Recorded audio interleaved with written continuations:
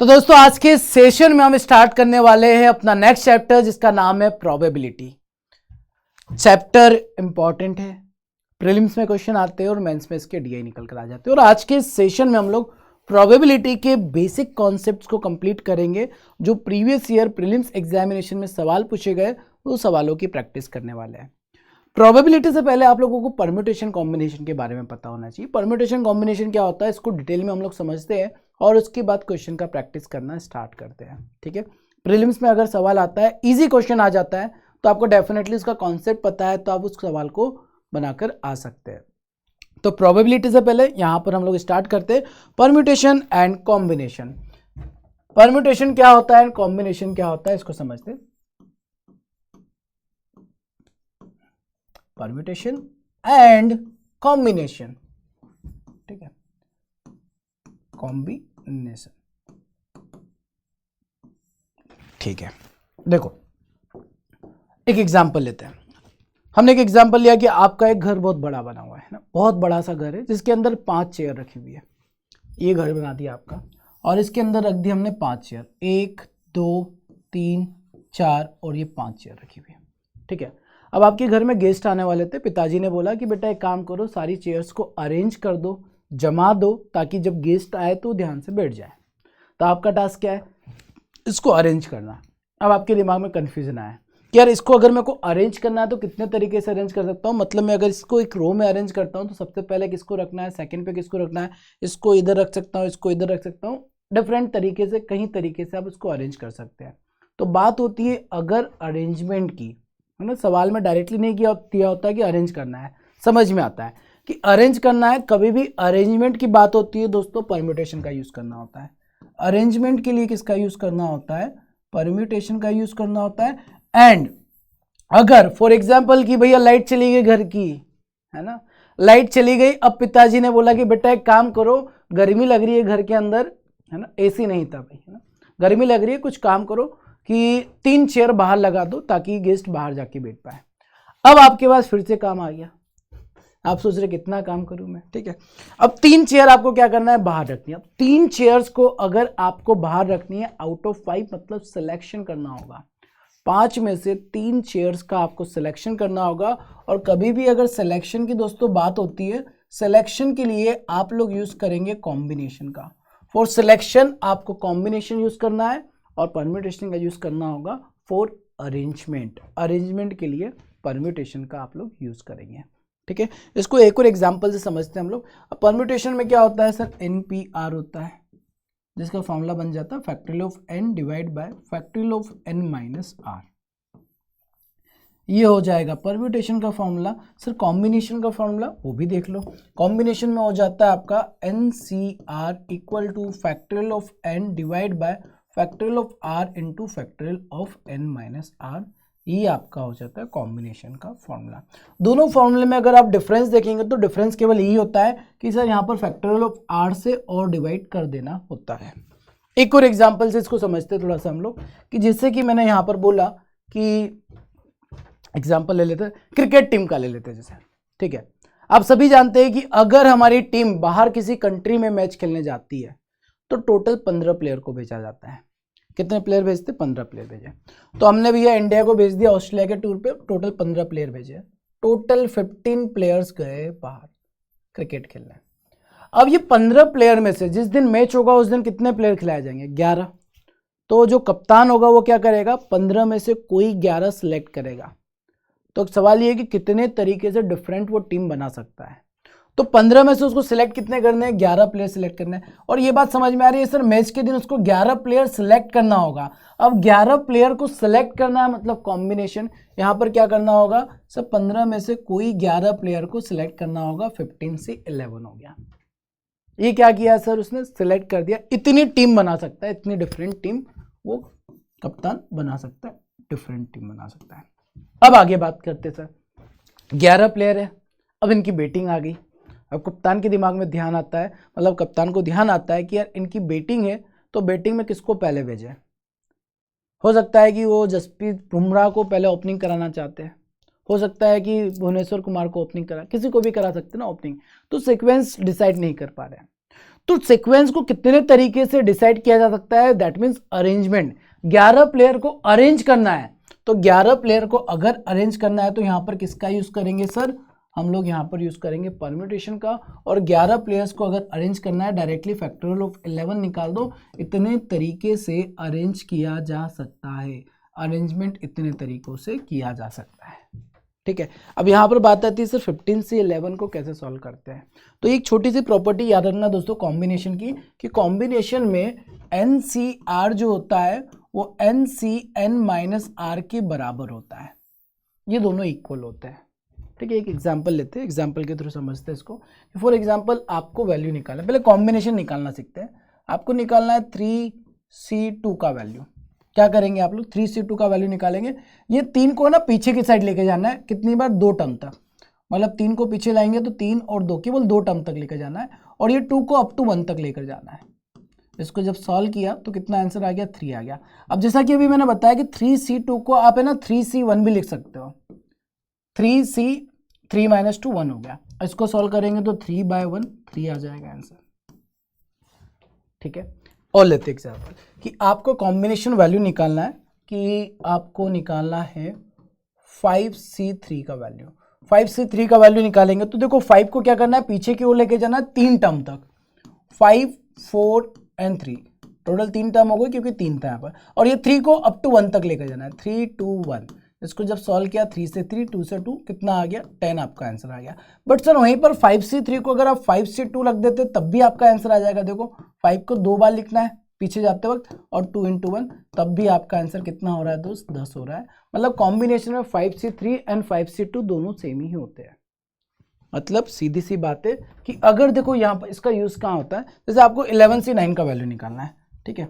किसका निकालना है, 11C9 का वैल्यू निकालना है। अब ऐसा नहीं करोगे ना 11 को अप टू 9 टर्म तक लिखो, फिर उसके बाद 9 को अप टू 1 तक लिखो, टाइम लग जाएगा, लगेगा ना टाइम। तो आप 11C9 को डायरेक्टली 11C2 लिख सकते हो। 11 में से 9 गया 2, और इसको लिख दिया 11 × 10 डिवाइड बाय 2 × 1, आपका आंसर 55 डायरेक्ट आ जाएगा।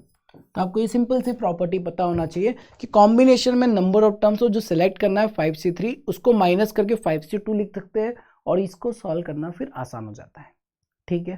क्लियर, यहाँ तक समझ में आया। तो कभी भी कॉम्बिनेशन में कोई भी वैल्यू दे रखा है, लाइक 7C5 का वैल्यू निकालना है, तो इसको क्या लिखेंगे, 7C2 लिख देंगे, और 7C2 को सॉल्व करना है 7 × 6 डिवाइड बाय 2 × 1, आंसर हो जाएगा 21। 21 क्या हो जाएगा, आंसर बन जाएगा। ये कॉम्बिनेशन को सॉल्व करने का तरीका हो गया है, ठीक है। सर परम्यूटेशन कॉम्बिनेशन का यूज प्रोबेबिलिटी में होगा, डेफिनेटली होगा, ठीक है। अभी जब सवाल देखेंगे तो आपको समझ में आ जाएगा। अब क्या होता है यहाँ पर, चलो आगे बढ़ते हैं। पहले तो हम लोग पहले कुछ सिंपल सा सवाल देख लेते हैं, उसके बाद वापस से आते हैं। परम्यूटेशन हो गया, ओके वो हो गया।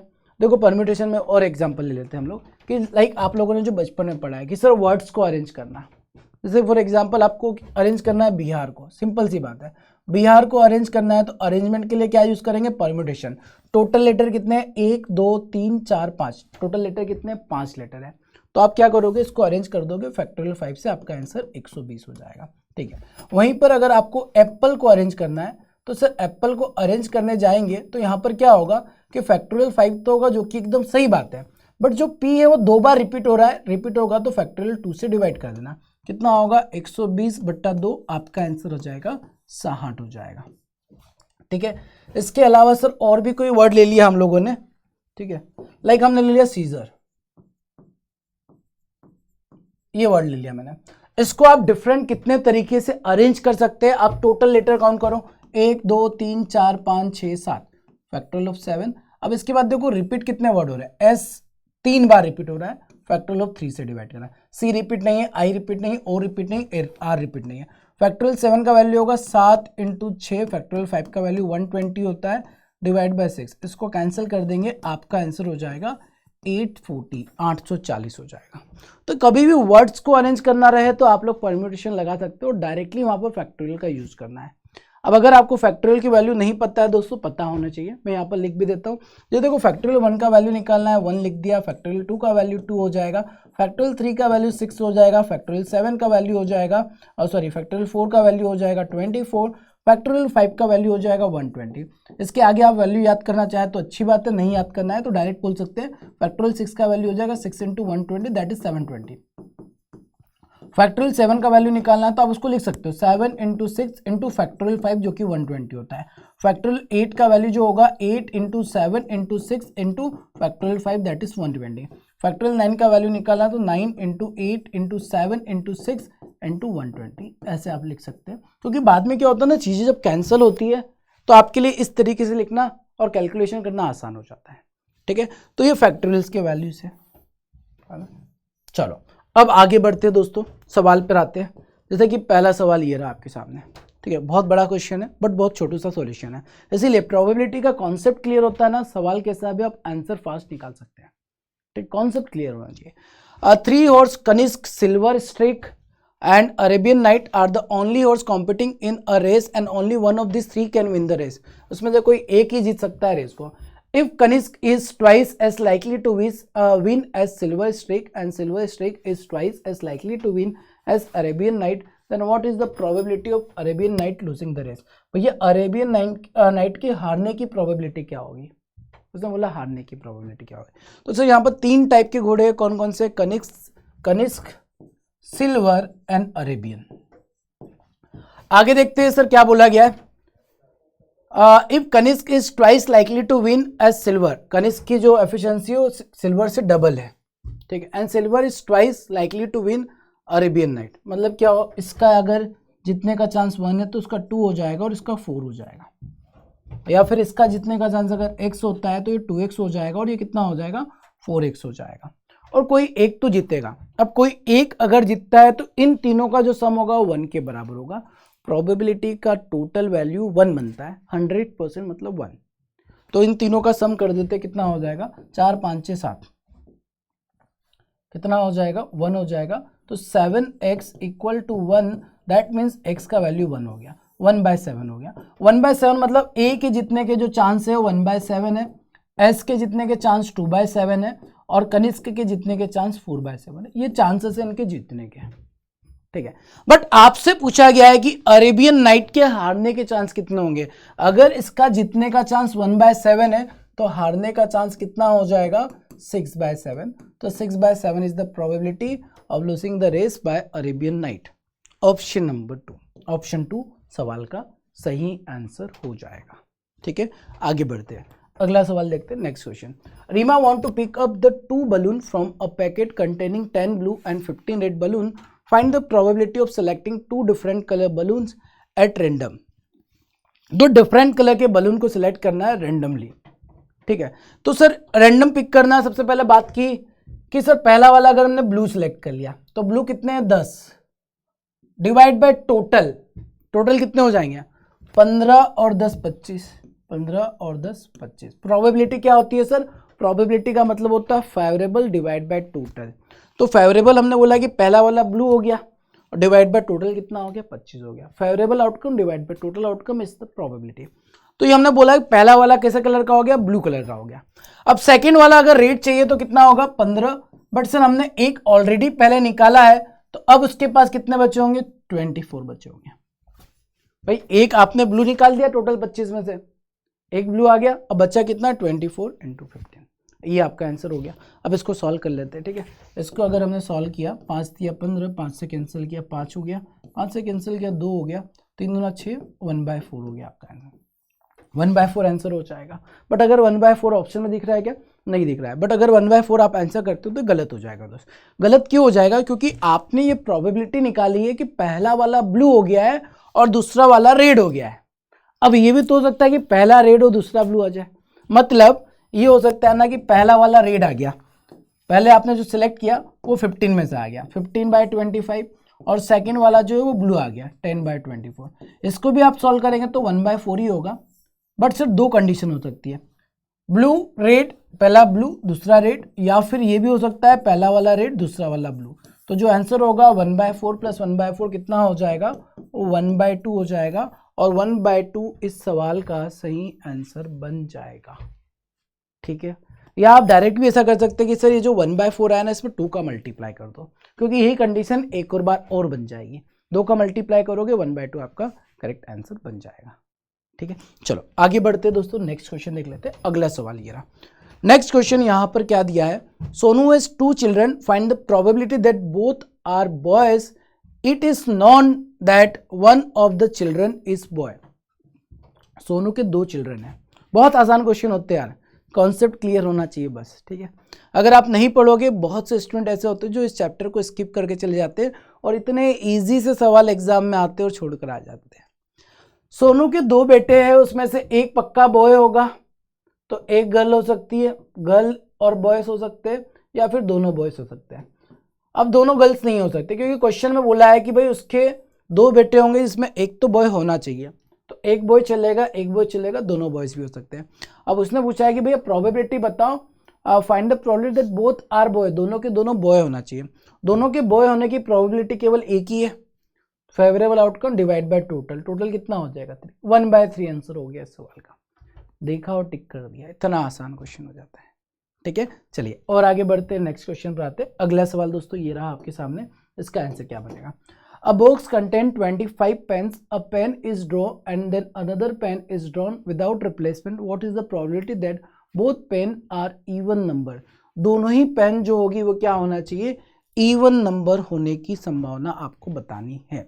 चलो तो ये बताओ मेरे को यहाँ पर कि इवन नंबर टोटल कितने हो जाएंगे। आपको जो निकालना है वो क्या निकालना है सर, इवन नंबर निकालना है। इवन नंबर कितने होंगे, 1 से 25 तक अगर देखा जाए तो 1 से लेकर 2, 3, 4, 5 ऐसा लिखना नहीं है एग्जामिनेशन में, 6, 7, 8, 9, 10, 11, 12, 13, 14, ठीक है, ऐसा करने लग जाए 15, 16, 17, 18, 19, 20, 21, 22, 23, 24 और 25, ये टोटल 25 नंबर लिख लिए हम लोगों ने। ठीक है, आपको निकालना है क्या, इसमें से आपको कैलकुलेट करना है कि इवन नंबर निकालने की प्रोबेबिलिटी क्या होगी। Both pen are even number, दोनों ही पेन कैसी होना चाहिए, इवन नंबर होना चाहिए। पहली बात सुनो यहाँ पर, इवन नंबर कितने हो जाएंगे, 1, 2, 3, 4, 5, 6, 7, 8, 9, 10, 11 और 12। ठीक है, 12 इवन नंबर हो जाएंगे। बट यार 1 से 25 तक अगर आप इवन नंबर देखना चाहते हो तो आप डायरेक्टली देखो कि 1 से 25 के बीच में कितना आएगा, 2 से लेकर 24 तक आपको देखना है। 2 से लेकर 24 तक के नंबर देखने हैं और उनके नंबर ऑफ टर्म्स निकालने हैं। तो आप क्या करोगे, लास्ट टर्म में से फर्स्ट टर्म माइनस कर दो 22, इसको 2 से डिवाइड करके +1 कर दो, आपकी नंबर ऑफ टर्म्स डायरेक्टली 12 आ जाएगी। ऐसे नहीं कर सकते एग्जामिनेशन में, कितना पूरा करने का है। ठीक है, मैं इसको रब कर देता हूँ, फिर से बता देता हूँ कि भाई कभी भी आपको नंबर ऑफ टर्म्स कैलकुलेट करनी है ना, तो सीधा सिंपल सी बात है, क्योंकि 12 और 13 में कंफ्यूज हो सकते हैं हम लोग। तो हमने सिंपल सा देखा सर, 1 से 25 के बीच में सबसे छोटा इवन नंबर 2 होगा और सबसे बड़ा इवन नंबर 24 होगा। और हमको केवल इवन नंबर चाहिए, 2, 4, 6 हो सकते हैं। ठीक है, तो सीरीज जो चल रही है वो अर्थमेटिक सीरीज है, इसका डिफरेंस 2 है और 2 से लेकर कहाँ तक जाना है, 24 तक जाना है। आप यहाँ पर नंबर ऑफ टर्म्स निकालना चाहते हो तो लास्ट टर्म में से फर्स्ट टर्म माइनस कर दो, 24 में से 2 माइनस किया 22, divide by difference between series, series का जो डिफरेंस है और उसमें +1 कर दो। तो 22 डिवाइड बाय सीरीज का डिफरेंस कितने का चल रहा है, 2 का चल रहा है, +1 कर दिया, आपका 12 बन जाएगा। मतलब टोटल इवन नंबर कितने बनेंगे, 12 बनेंगे। अब देखो टोटल इवन नंबर 12 है, उस 12 में से कोई भी इवन नंबर को निकाल दो, कोई भी 2 इवन नंबर को निकाल देंगे हम लोग। 12 में से कोई भी 2 इवन नंबर को निकाला हम लोगों ने, और उसके बाद आपको क्या करना है सर, टोटल देख लेंगे, टोटल कितना होगा, 25C2 हो जाएगा।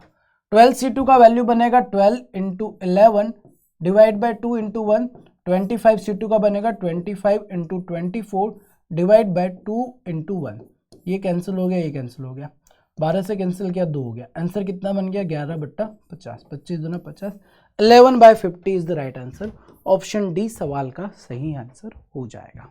ठीक है, तो नंबर ऑफ टर्म्स कभी भी कोई भी सीरीज दे रखी हो, जरूरी नहीं कि सर इवन नंबर भी हो, सीरीज का डिफरेंस 1, 5, 10, 15, 20 हो, तब भी आप लोग first last term minus first term divide by difference +1 का कॉन्सेप्ट लगाकर नंबर ऑफ टर्म्स को कैलकुलेट कर सकते हैं। चलिए आगे बढ़ते हैं, नेक्स्ट क्वेश्चन पर आते हैं। देयर आर 4 रेड, 4 रेड है, 5 येलो और 6 ब्लू कलर साड़ी दे रखी है।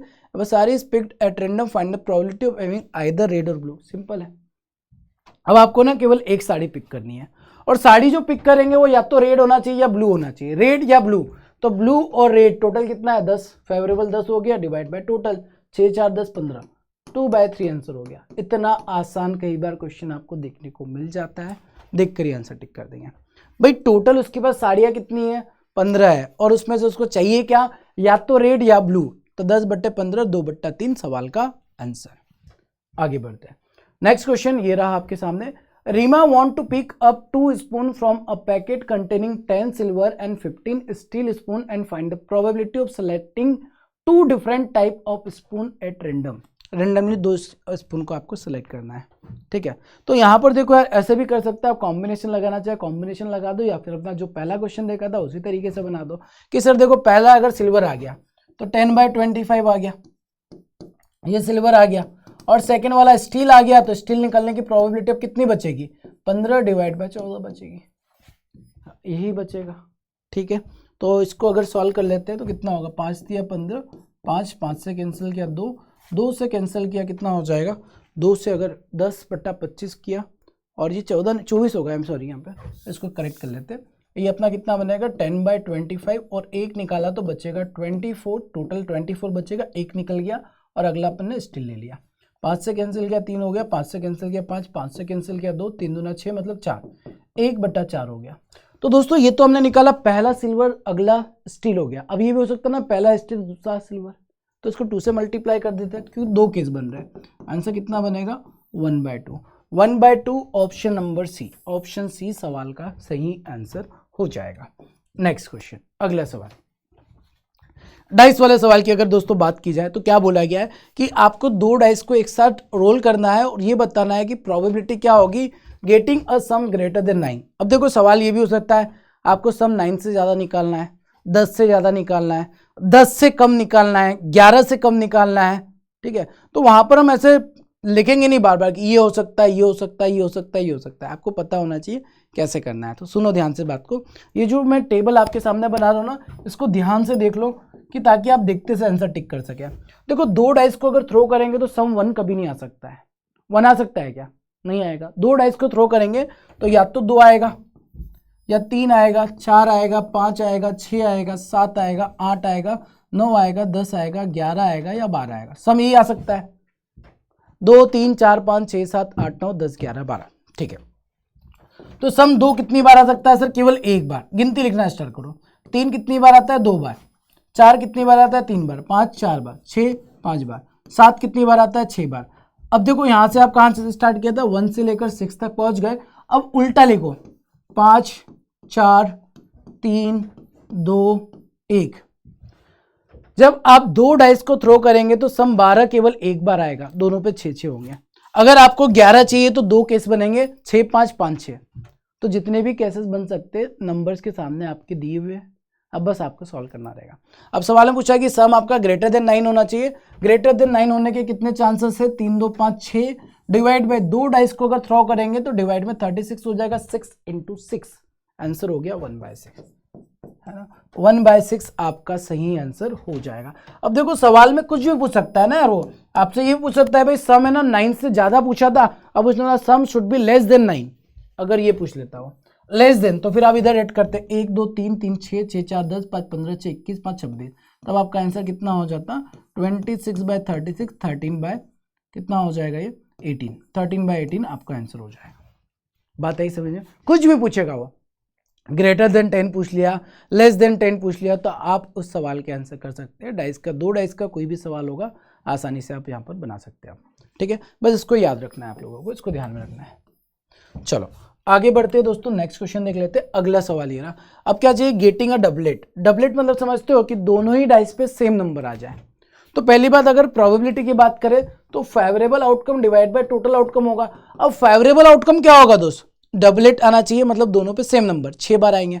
टोटल आउटकम कितना होगा 36, आंसर हो गया 1/6, 1/6 सवाल का सही आंसर। आगे बढ़ जाओ नेक्स्ट क्वेश्चन, अगला सवाल।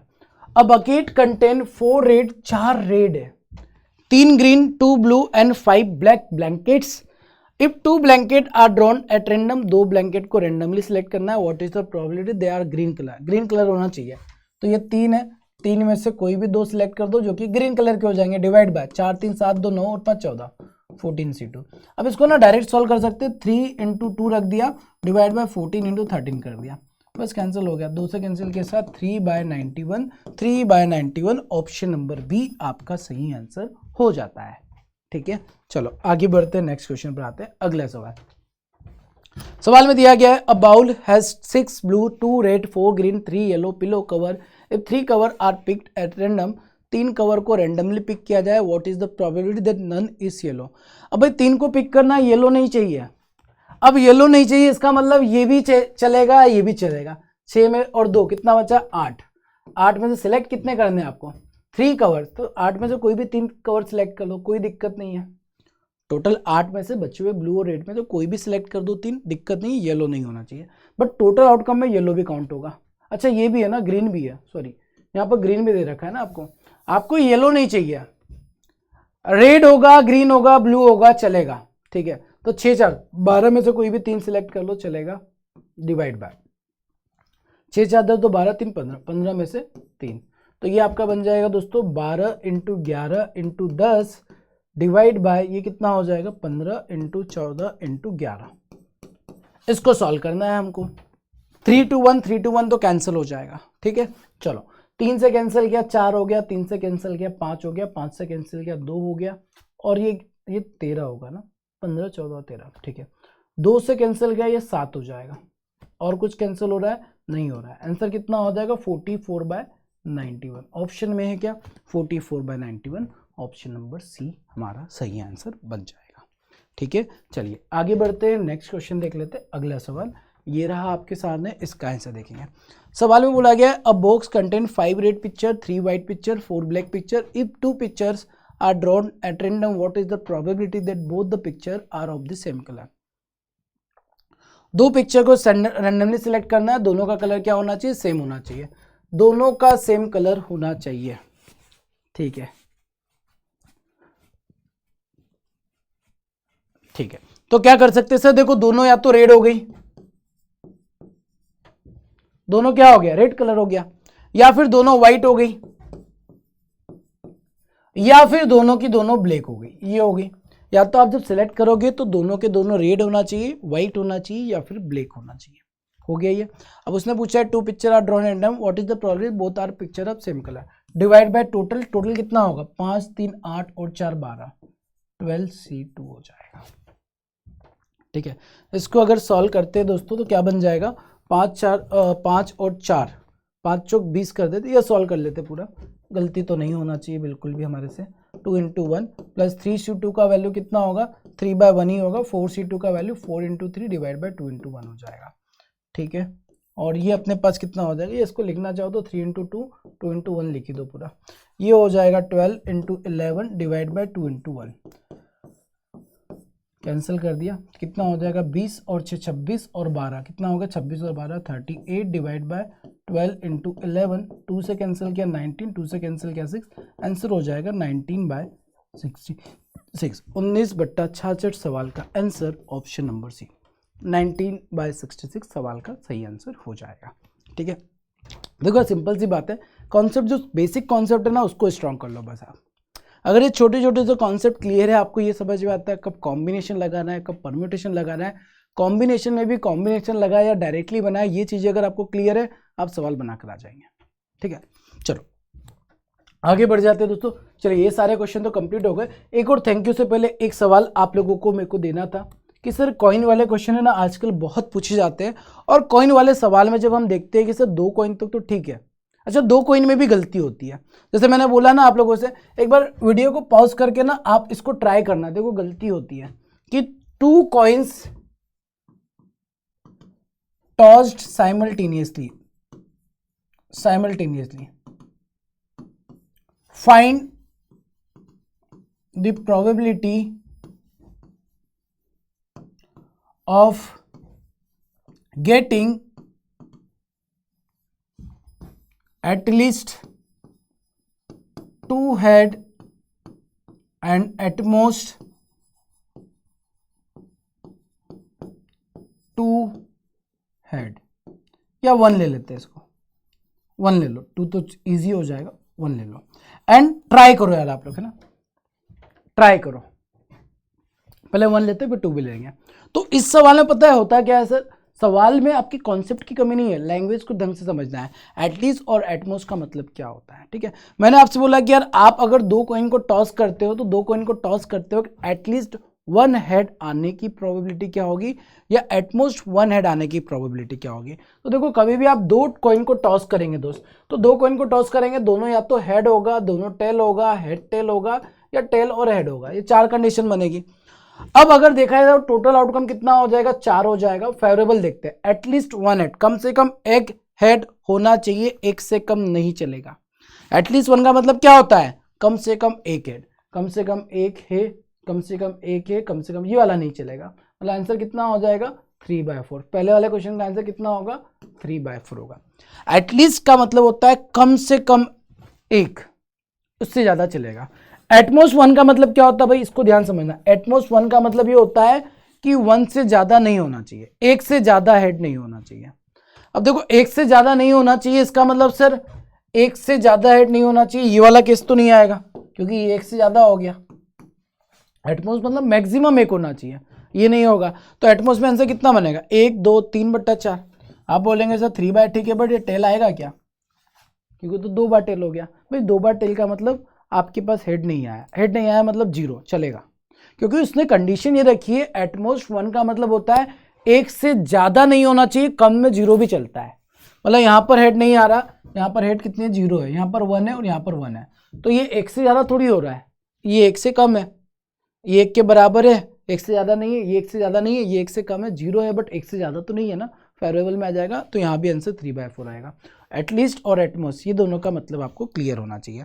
अब क्या होता है सर 2 कॉइन तक तो ठीक है हम लोगों को, बट अगर सवाल में ज्यादा कॉइन आ जाते हैं, जैसे फॉर एन एग्जाम्पल ये सवाल आ गया 6 coins tossed simultaneously, tossed simultaneously, find the probability of getting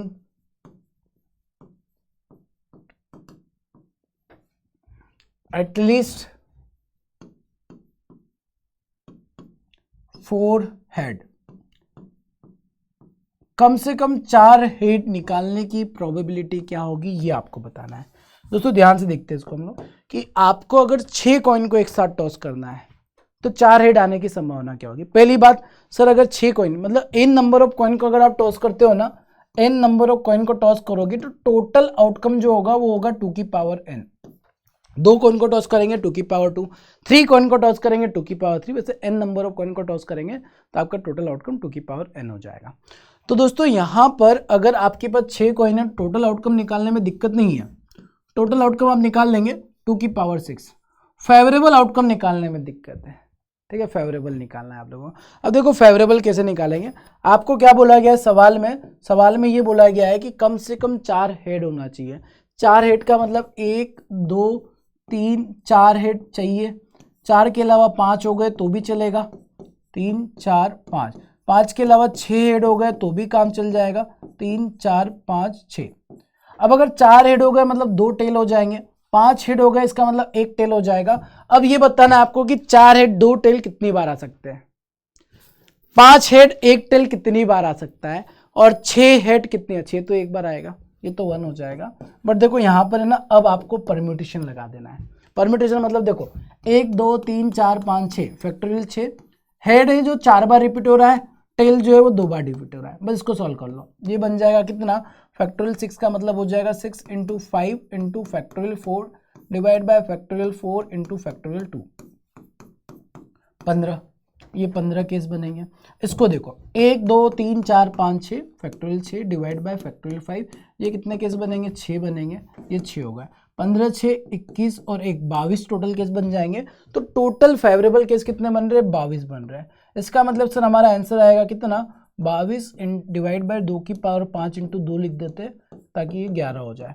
तो आंसर कितना होगा 11/2 की पावर 5 कितना होता है 32, ये आपका आंसर हो जाएगा। ठीक है, तो ऐसे परम्यूटेशन का यूज़ करके आप ऐसे सवालों को बना सकते हैं जहाँ पर नंबर ऑफ कॉइन ज़्यादा हो जाए, नंबर ऑफ डाइस ज़्यादा हो जाए। तो एक सवाल आप सभी के लिए कमेंट करके अपना आंसर बताएंगे, ठीक है।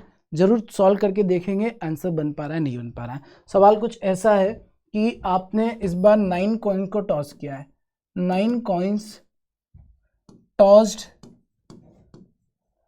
Simultaneously, find the probability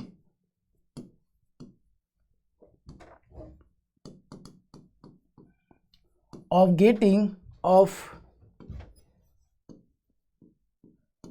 getting at most 3 tail, ज़्यादा से ज़्यादा 3 टेल आने की प्रोबेबिलिटी क्या होगी, ये आप सभी को कमेंट करके बताना है।